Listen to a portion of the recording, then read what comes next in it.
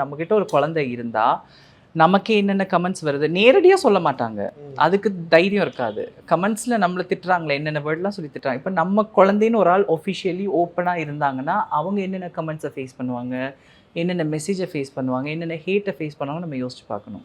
இப்போ நிறைய மேரிட் மென் கல்யாணம் ஆன ஆளுங்க நிறைய பேர் பொண்டாட்டியை வந்து வீட்டில் விட்டுட்டு கிளப்புக்கு வராங்க. எல்லாருமே பார்ட்டி பண்ணிட்டு பார்த்தீங்கன்னா அந்த ஜென்ரலாக சொல்ல ஒரு ஹேண்ட்ஃபுல் ஆஃப் மென் கேட்டிங்கன்னா வாய்ஸ் பர்சன் வந்து ஃப்ளர்ட் பண்ணுறது, ஃபெம் பாய்ஸ். ஆனால் பப்ளிக்ல பொண்டாட்டி இருக்கும்போது தொடர மாட்டாங்க. இப்போ கை கொடுங்க இப்படி தான் பேசுவாங்க.